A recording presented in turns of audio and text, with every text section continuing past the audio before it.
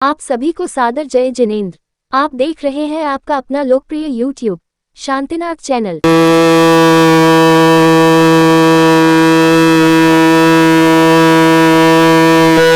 नमः सिद्धेभ्यः।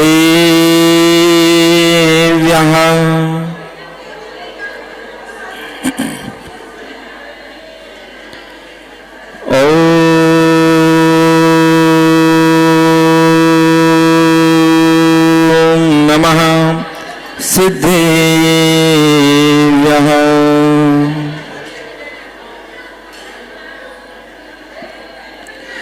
श्रीमते सकल ज्ञान सौम्यराज पदवी से धर्म चक्रे वृते वर्ते नमः संसार से नमः सर्वविधे सर्वे विवस्थायिने विधायिने कृतादि तीर्थ धर्माय वृषभाय स्वयं भुवे ऋषभाय स्वयं भुवे वृषभाय स्वयं भुवे। जय बोलो देवादिदेव आदि ब्रह्मा श्री आदिनाथ भगवान की, मूल नायक एक श्री पारसनाथ भगवान की, भगवान महावीर स्वामी की, गुरु गौतम गढ़धर स्वामी की, प्रातःश्रमी संत में आचार्य शिक्षण विद्यासागर जी महाराज की, चर्याश्रम में आचार्य शिक्षण विशुद्ध सागर जी महाराज की, परम पूज्य आचार्य शिक्षण प्रज्ञा सागर जी महाराज की, सिद्ध चक्र महामंडल विधान की भव्य आत्माओं, यह भव्य आयोजन जिनके भी निमित्त से चल रहा है उनके नाम को सभी जानते हैं और उस सभी का लाभ हम सभी ले रहे हैं। एक व्यक्ति परिणाम बनाते हैं, भाव बनाते हैं और उसे देख करके धीरे धीरे धीरे धीरे कितने लोगों के भाव बन जाते हैं, भक्ति में लग जाते हैं। उस सब का भी छठवां भाग जो आयोजक होते हैं उनको भी प्राप्त होता है। इसलिए सामूहिक भजन और सामूहिक भोजन का एक बड़ा महत्व होता है। अपना अकेले भोजनशाला में किचन में बनाया और खुद खा लिए चमचम, है ना, पर खुद बना करके दुनिया को खिलाएंगे ना तो उससे अधिक पुण्य मिलता है। 4 प्रकार की घटनाएं घटित होती हैं। कभी कभी आपने देखा होगा कि आप अच्छा काम करते हैं और आपके साथ बुरा हो जाता है, होता कि नहीं? ऐसे कितने हाथ ऊपर कीजिए, अच्छा काम करते हो बुरा हो जाता है, हो जाता है, और कभी कभी बुरा करते हैं और अच्छा हो जाता है, ऐसा भी होता है। और कभी कभी अच्छा करते हैं तो अच्छा भी हो जाता है और बुरा करते हैं तो बुरा ही होता है। तो 4 प्रकार की घटनाएं घटित होती हैं जीवन में। तो जितनी भी घटनाक्रम है उन घटनाक्रम के पीछे जो चल रहा है वो है हमारा कार्मण शरीर, हमारी कर्म प्रकृतियां हैं। उन कर्म प्रकृतियों के कारण से जो पूर्व में जो हमने कर्म बांध रखे हैं वो उदय में आते हैं। उनके कारण से सारी स्थितियां परिस्थितियां बनती चली जाती हैं कि जब आप मंदिर के लिए जा रहे हैं 16 पहन करके जा रहे हैं, या महाराज जी के लिए आहार देने के लिए जा रहे हैं 16 पहन करके लिए जा रहे हैं और किसी ने आपको छू लिया, है ना, तो अच्छे काम के लिए जा रहे थे परंतु बीच में किसी ने आपको छू लिया, या महाराज जी को आप आहार देना ही चाह रहे तो आपके हाथ से अंतराय आ गया, या आप अच्छा काम कर रहे थे परंतु लोग उसका विरोध करने लगे, भाई ये नहीं होना चाहिए, इस प्रकार से नहीं होना चाहिए। और जब वो अच्छे काम का विरोध करते हैं तो हम क्या करते हैं, अच्छे काम करने को छोड़ देते हैं। जैसे कोई कभी एक तो मंदिर नहीं आता था, लोगों ने बहुत समझाया मंदिर जाना चाहिए, अभिषेक करना चाहिए, उसके सोच लिए चलो बहुत बार लोग कहते हैं चलना चाहिए। और जिस दिन वो मंदिर आया और आते साथ ही जैसे उसने अभिषेक के लिए कलश उठाया तो पहली बार कोई उठाते तो गलती हो जाती है, और जैसे ही गलती हुई तो जो डेली वाले होते हैं ना रायचंद्र, उन्हें इतनी सारी उसको राय और सलाहें दे दी, उसने उसी समय कान पकड़ ली कि आज के बाद मंदिर हमको नहीं आना है। तो क्यों ऐसी घटना घटित होती है किस कारण से होती हैं? तो 4 प्रकार की जो घटनाएं हैं, संपूर्ण जो कर्म सिद्धांत है वो 4 भागों में बढ़ जाता है। पुण्यानुबंधी पुण्य, पापानुबंधी पाप। दो समझ में आ गए? पुण्यानुबंधी पुण्य और पापानुबंधी पाप। अब पुण्यानुबंधी पाप और पापानुबंधी पुण्य, ठीक है। जब आप अच्छा काम करते हो, जब आप अच्छा काम करते हो, आपके साथ बुरा हो जाता है, तो वर्तमान में आप क्या कर रहे हो? अच्छा काम कर रहे हो, पुण्य का काम कर रहे हो। तो वर्तमान में तो हम पुण्य के कार्य कर रहे हैं, पुण्य के कार्य में हम संलग्न हैं, परंतु उसमें विघ्न आ जाती, बाधा आ जाती, लोग विरोध करने लगते हैं। तो पूर्व का जो पाप है वो उदय में आ जाता है। वर्तमान में तो अच्छे काम कर रहे हैं, परंतु जब काम कर रहे हैं वो वर्तमान का पुरुषार्थ है, परंतु इसके पहले जो भूतकाल में हम पुरुषार्थ करके आए हैं, वहां जो कर्मों की स्थिति पड़ी हुई है, तो जिस समय हम अच्छा पुण्य के कार्य कर रहे हैं, उसी पुण्य के समय में पाप का उदय आ गया, तो उसको क्या बोलेंगे? पुण्यानुबंधी पाप।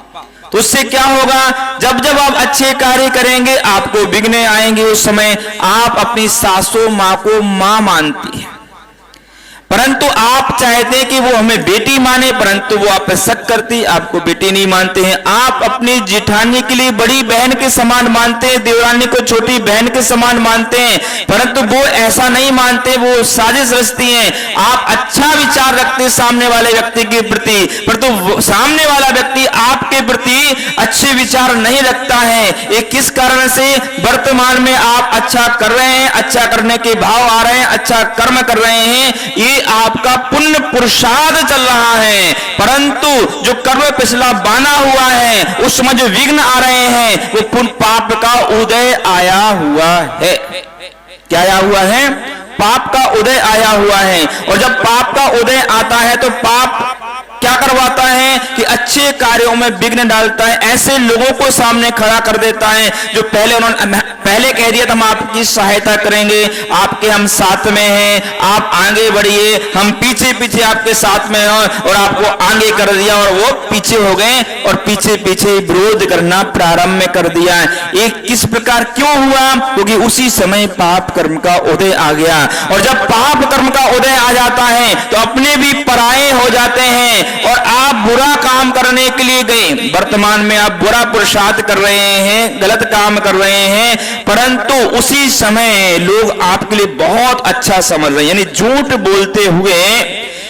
बोलते हुए आपको सफलता मिल जाए, मायाचारी करके आपको सफलता मिल जाए, पाप का काम करके आपको सफलता मिल जाए, तो समझना चाहिए पापानुबंधी पुण्य का उदय चल रहा है। आचार्य कहते हैं जब तक तेरे पुण्य का बीता नहीं करार, तब तक तुमको माप है अवगन यानी गलतियां करो 1000, कितनी भी गलतियां करो, जब तक वो पुण्य का उदय चल रहा है। तो पुण्य के उदय में व्यक्ति पुण्य के ही कार्य करेगा ये निश्चित नहीं है। पुण्य के उदय में पाप के कार्य भी करता है, और पाप के उदय में व्यक्ति पाप का ही कार्य करेगा ये भी निश्चित नहीं है। पाप के उदय में व्यक्ति पुण्य के कार्य भी कर सकता है, परंतु पाप के उदय में जब पुण्य के कार्य करते तो विघ्न बहुत आते हैं। ध्यान रखना है। यहाँ एक महाराज जी ने दीक्षा को धारण कर लिया, दिगंबर वेश को धारण कर लिया, 28 मूल गुणों का पालन कर रहे हैं, और इसके पहले वो घर में रहते थे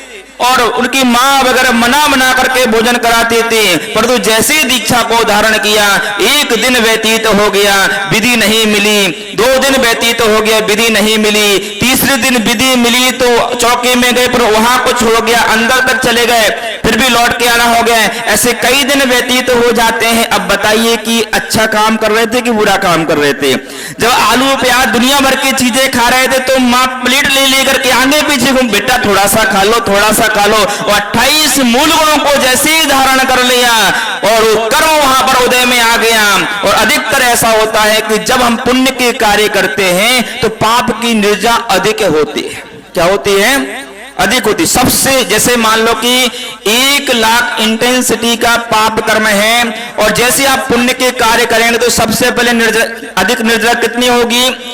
9,900 इतने परमाणु एक साथ झड़ेंगे। पहली बार में निर्जरा बहुत ज्यादा होती है, इसलिए जैसे ही पहली बार व्यक्ति कोई आगे बढ़ता हो, अचानक बहुत बड़ा पुण्य के काम करने लगते तो एकदम से विघ्न बाधाएं सामने आ जाती हैं। तो कर्म की निर्जरा के बारे में भी समझना पड़ेगा। जैसे ही आप तपस्या को बढ़ाते हैं, इसलिए आचार्य कहते हैं कदम कदम बढ़ा करके चलो, धीरे धीरे चलो, ताकि आपका बैलेंस बन जाए। एकदम से आप तीव्र भाव बना करके तपस्या करोगे, तीव्र कर्मों का जो वेग आएगा, तो आप तपस्या तो कर लोगे, तपस्या करने की आप में शक्ति तो है, परंतु जो उस समय पाप कर्म की निर्जरा होती है, जो कर्म आत्मा में बना हुआ है वो बिना निर्जरा के खत्म नहीं होता है। उदय में आएगा फिर निर्जरा को प्राप्त होगा। जब उदय में आएगा तो अपना फल देगा, अच्छा देगा या बुरा देगा। तो यहां तपस्या तो हम कर रहे हैं, परंतु जब सामने वाला कर्म उदय में आता है,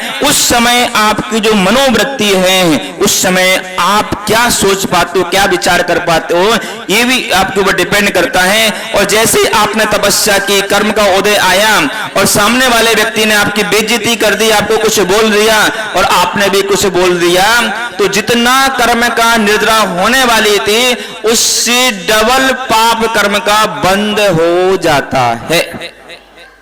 समझ में आई? जब आप उपास करने के लिए बैठे, एकासना करने के लिए बैठे, जब आप रविव्रत करने के लिए बैठे, उस दिन जैसे आपने विचार बनाया और विचार बनाते साथ ही कर्मों की निर्जरा प्रारंभ हो जाती है। जब कर्मों की निर्जरा प्रारंभ होती है, यहाँ आपके पतिदेव, आपने कहा नहीं कल मेरा उपवास है और मैं ये काम नहीं करूंगे, वो बस दिन भर तुम तो इसी में लगे। तुम हमसे शादी तुमने कर क्यों ली? तुमको तो माताजी बन जाना चाहिए था, महाराज जी तुमने हमारे घर आ क्यों गए तुम? इस प्रकार के कमेंट्स आपके जीवन में आने लगेंगे। और अगर आपके घर में ज्यादा धर्मात्मा लोग नहीं, तो कई प्रकार के आज हम आलू बनाएंगे नहीं, हम खाएंगे नहीं, ठीक है तुम मत बना, हम तो होटल पर चले हैं, हमने पता नहीं कौन सी लेडीज अपने घर में ले आए हैं त्यागी वृत्ति।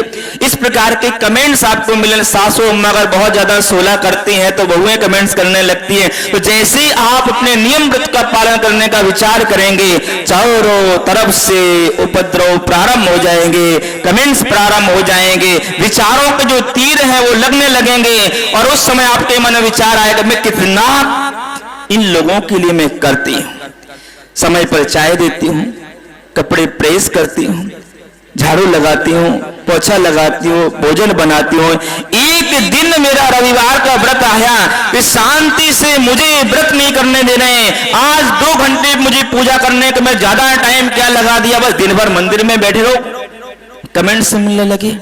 तो जैसे ही आप तपस्या करना प्रारंभ करते हैं, कर्मों की निर्जरा प्रारंभ हो जाती है। आपको लगता है कि सामने वाला व्यक्ति आप पर कमेंट्स कर रहा है, कमेंट्स नहीं कर रहे हैं, आपकी कर्मों की निर्जरा हो रही है। ध्यान रखना, जब आप पुण्य के कार्य करते हो, आप तपस्या करते हो, और अगर लोग आपकी बुराई ना करें, तो वो आपकी तपस्या सही नहीं चल रही है, मायाचारी पूर्वक चल रही है, दिखावे पूर्वक चल रही है। आप दिखा रहे, पंडित साहब ने कहा था ना कि रविवार नमक छोड़ देते हैं पर तो हलवा पूरी खाते हैं।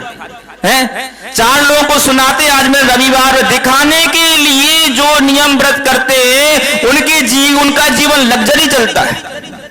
और जो सच्चे मन से करते हैं, सच्चे दिल से करते हैं, सच्ची भावनाओं से करते हैं, जब आप तपस्या सच्चे मन से करेंगे और कर्मों की निर्जरा होगी तो विघ्न आएंगे ही आएंगे। विघ्न आ रहे हैं तो खुशी में, हाँ मेरा काम हो रहा है, मेरा काम जिसके लिए हमने तपस्या की है वो काम प्रारंभ हो चुका है, वो निर्जरा प्रारंभ हो चुकी। बस आपको ध्यान ये रखना है, इस सामने वाला बुराई नहीं कर रहा है, कर्म निकल रहे हैं, उस कर्म के कारण से इसकी मति ऐसी हो रही है। और जब ये कर्म हट जाएगा, एक दिन वही प्रशंसा करेंगे कि देखो इतनी परिस्थिति होते हुए भी हम इतना इनको कुछ भी बोलते थे, लेकिन उन्होंने कभी अपने नियम व्रतों को नहीं तोड़ा। आपके जाने के बाद हिंदुस्तान है, मरने के बाद लोग प्रशंसा करते हैं और हम जीते जी प्रशंसा चाहते हैं, इसलिए जीते जी प्रशंसा पाने की इच्छा मत करना।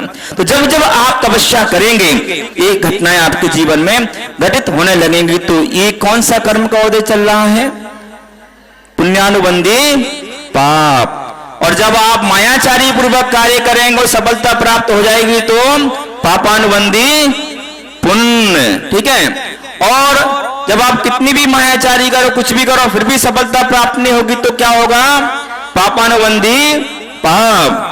और आप सच्चे दिल से काम कर रहे हैं। देखिए आपके सुकमाल जी भाई साहब, संजय जी, अनिल जी और पूरी समाज, एक व्यक्ति ने यह विचार किया और सारी समाज उनका साथ देने के लिए तैयार हो गए हैं। इस कर्म को क्या कहा जाता है? पुण्यानुबंधी पुण्य। साथी से पुण्य का उदय चल रहा है, सब साथ देने के लिए तैयार हैं। हम सब साथ, जैसा सोचा कि राम कुमार जैसे संगीतकार मिल जाए, कमल कुमार जैसे पंडित जी मिल जाए, और मेरा आने का बिल्कुल भी विचार नहीं था। यहाँ तक कि पुष्पगिरी में विधान चल रहा था, आचार्य ने कहीं यहीं रुक जाओ, परंतु पंडित जी हमारा ऐसा रहता, बोले आ जाओ आप। तो वहां माता जी की समाधि की सारी व्यवस्था हमने संभाल रखी थी, और 14 तारीख की रात्रि को समाधि हो गई, 15 तारीख को डोला हो गया। बोले अब तो आ जाओ, टिकट कराई, टिकट कंफर्म नहीं, रात को आते आते 2 घंटे पहले टिकट कंफर्म हुई, हमने होगी तो आएंगे तो नहीं आएंगे, हो गई, और चलते बने। यहाँ का ये सारा का सारा जो जमावाड़ा होता है, व्यवस्थाएं बनती हैं, ये पुण्यानुबंधी पुण्य कर्म के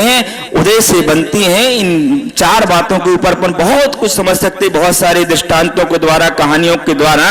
इतना समय अपने पास नहीं है, परंतु 4 बातों को आप पहले याद कर लीजिए। पुण्यानुबंधी पापानुबंधी पाप, पुण्यानुबंधी पाप और पापानुबंधी पुण्य, ये 4 जो कर्म के पहलू है, इनसे आपको सारा का सारा जीवन समझ में आ जाएगा। इन्हीं भावनाओं को सद्गुरु भगवान महावीर स्वामी की। इस सब पुण्य का ही उदय है कि आप सभी यहाँ पर बैठे हुए हैं। और भैया जी वैसे कोई भी बुलाता रहे, ये जाते ही नहीं है कहीं पर। हमारा इनसे विशेष प्रेम है, वात्सल्य है कि एक बार कहने पर भैया आ जाते हैं। अनेक ब्रह्मचारी आपने देखे होंगे, संघ में रहते हैं, समाज के ऊपर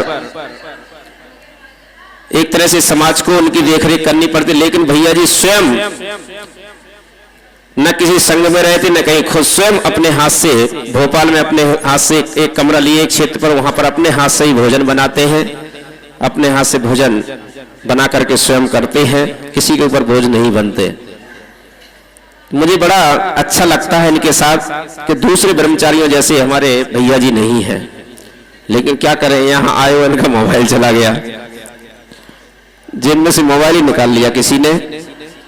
कोई बात नहीं, भैया जी ने दूसरा ले लिया है, कैसे लिया है वो हम जानते हैं। लेकिन जो धर्म के प्रति अगाध श्रद्धान है और शिक्षा के प्रति इनका विशेष रुचि है, तभी प्रज्ञा सागर महाराज जी ने कहा है कि तुम शिक्षण के क्षेत्र में काम करो, और गुरुकुल का हम प्रमुख तुमको बनाते हैं। और उस गुरुकुल में, क्योंकि हमने भी 90 में करीब 20 पाठशालाएं भिंड नगर में खोली थी। भिंड में 20 पाठशालाएं। आचार्य विशुद्ध सागर उसी पाठशाला में बैठा करते थे उस समय। आज इतने बड़े आचार्य हैं वो, और जिनको हमने पढ़ाया वहां पर आज तक वो कोई भूलता नहीं। आप करोड़ों रुपए का दान दे देना, लोग भूल जाएंगे, लेकिन आपको जिसने शिक्षा दी होगी, आप जीवन में उसको कभी भूल नहीं सकते। सबसे बड़ा दान है शिक्षा का दान। आज भी ऑनलाइन के माध्यम से, मोबाइल के माध्यम से ऑनलाइन क्लास चलाते हैं भैया। जीव कांड, कर्म कांड, रतन कांड, साहब कथा, मोक्ष तत्वासु आदि आदि बड़े बड़े ग्रंथों का स्वाध्याय, करीब 400-500 लोग इनसे जुड़े हैं और स्वाध्याय करते हैं। माता बहनें जुड़ी, भाई जुड़े, बहनें जुड़ी, स्वाध्याय करती हैं। तो हम लोगों को भी, पूरी समाज को, ऐसे भाइयों का हम लोगों को भी सपोर्ट करना चाहिए, ताकि धर्म की अधिक से अधिक प्रभाव न हो सके। एक प्रतिदिन की तरह एक हम दृष्टांत आपको सुनाते हैं। सिद्धचक विधान में आया था, अनंतानबंधी क्रोध मान माया लोभ। अनंतानबंधी, अनंतानबंधी क्या बताया था हमने? पत्थर की लकीर के समान। ऐसा क्रोध हमें नहीं करना है पत्थर की लकीर के समान। और ऐसा क्रोध 6 महीने से अधिक क्रोध किसी का रहा तो बैर बन जाता है, और उसी को अनंतानबंधी, 6 महीने से अधिक रहा तो अनंतानबंधी हो जाता है। यदि दूरानी की जेठानी से, भाई की भाई से, किसी के भी आपस में बुराई हो तो 6 महीने से अधिक बुराई नहीं रखना चाहिए, नहीं तो वो अनंतानबंधी हो जाता है। और अनंतानबंदी का क्या परिणाम होता है, इसमें इस कथानक में मैं आपको बता रहा हूं। एक बहुत बड़ा डाकू था। डाकू का काम क्या होता है आप सभी जानते हैं। एक लुटेरा राहगीर, बच्चों ध्यान से सुनना बेटा। एक लुटेरा राहगीर चलतों को लूटा करता था, बड़ा प्रबल था पक्का डाकू, काहू से नहीं डरता था। लेकर तीक्ष्ण शस्त्र जंगलों में वह पहरा देता था, देखे अकेला मालदार को लूट प्राण हर लेता था। मार देता था, सारा धन छीन लेता था। पहले लोग व्यापार करने दूर दूर जाया करते थे, जंगलों में होके जाना पड़ता था। ऐसा समय भी था एक समय। धनी हजार बेस के सेठ, धनी हजार बेस की लिए असर भी आता है। चढ़ा ऊंट पर बियाबान जंगल में दौड़ा जाता है। एक बड़ा सेठ व्यापार करके आ रहा था, काफी पैसा उसके पास था। चढ़ घोड़े पर डाकू ने उस मालदार को घेरा है, और बहुत देर भागे भागे आखिर हो गया अंधेरा है। देख अकेला डाकू ने सब माल सेठ से छीना है, रख तलवार कंठ पर बोला तेरा मुश्किल जीना है। अब तू बच नहीं सकता। सेठ ने कहा कि धन ले लो, मारते क्यों हो, जो लेना हो आप ले लीजिए। लेकिन डाकू नहीं मानता था, उसका नियम ही था मारने का। बोला, क्या कहता है वो सेठ, बोला वैसे मुझे मत मारो, माल आप सब ले लीजिए। हाथ जोड़ मैं करूं प्रार्थना, प्राण दान मुझे दे दीजिए। बार बार कहने पर भी डाकू को रहम न आया है, मारे सेठ को ले दौलत डाकू अपने घर आया है। अपने घर आ जाता है। लेकिन वह जो सेठ था उसने काफी गिड़गिड़ाया कि मत मारो मत मारो, धन ले लो। तो वो निदान बांध करके मरता है कि मैं भी तुझको देख लूंगा।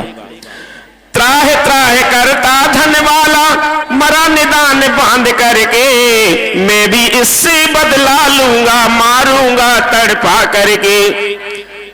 और उधर फिर उसके मन में थोड़ी दया आती है कि डाकू के अब ऐसा काम हमें नहीं करना है। पैसा था ही उसके पास, तो वो शहर चला जाता है गांव छोड़ करके, और वहां एक कारखाना खोलता है शहर में जाकर के वो डाकू। इधर चित्त बदला डाकू का, घर पर आकर पछताया, हाय हाय मुझ पापी ने एक कैसा पाप कमाया। अब मैं नहीं किसी को मारूं, नहीं लूट धन लाऊंगा, किसी शहर में जाकर धंधा करके द्रव्य कमाऊंगा। बड़े शहर में जाकर बढ़िया एक कारखाना खोला, झूठ कपट चोरी तज पहना, सत्य अहिंसा का चोला। डाकू से सेठ कहलाने लगता है वो। धंधा तो चल गया किंतु घर में नहीं था कोई बेटा, कहता था मन ही मन में तो किस्मत का हूँ हेटा। कोई संतान नहीं थी उसके। कुछ दिन में एक पुत्र हुआ, धन दौलत खूब लुटाई है, ये नहीं समझा मूर्ख बदला लेने किस्मत आई है। पुत्र हो जाता है उसके यहाँ। हुआ बरस 16 का लड़का, आने लगी सगाई है, धूमधाम से शादी कर दी, पुत्र बधू घर आई है। होते ही विवाह लड़के को बीमारी लग जाती है, दर्द पेट में सिर में चक्कर, नींद नहीं भी आती है। ज्यों ज्यों करे इलाज तिनों दिन बढ़ती जाती बीमारी, हुआ सूख कर ठाठर लड़का, खत्म हुआ संपत्ति सारी। पूरी संपत्ति खत्म हो जाती उसी रोग में। इधर सोचता है इधर न होता लड़का अच्छा, उधर आ गया टोटा है, खाने को मोहताज न सिर पर टोपी रहा लंगोटा है। बर्बाद हो जाता है वो।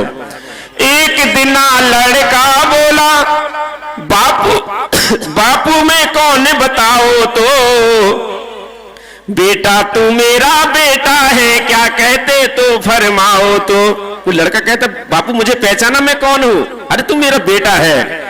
गर्दन हिला कहा लड़के ने, तुमने नहीं पहचाना है, लेकर के बदला बापूजी मुझे यहाँ से जाना है। भूल गए तुम उसको जिससे जंगल में धन छीना था, संपत छीन 1020 की प्राण रहत कर दीना था। बहुत प्रार्थना करने पर भी तुमने एक न मानी थी, जिस रास्ते आई संपत्ति उस रास्ते ही जानी थी। होए दरिद्री दुखिया तुम मरकर नरकों में जाओगे, मैं मरता हूँ छोड़ बधू को देख देख दुख पाओगे। इस प्रकार मर गया पुत्र, इस प्रकार मर गया पुत्र, डाकू अति रुदन मचाता है। पुत्र गया धन गया बधू को देख देख पछताता है।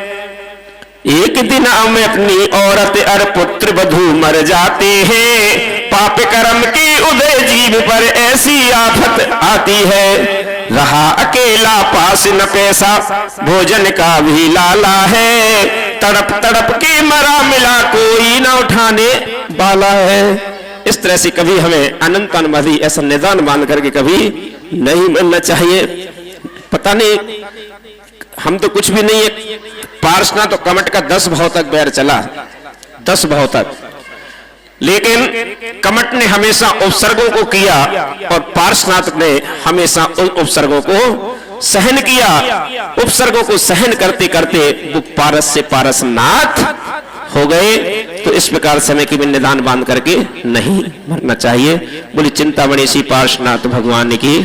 चैनल को अभी सब्सक्राइब करें व इस वीडियो को लाइक कमेंट व शेयर अवश्य करें।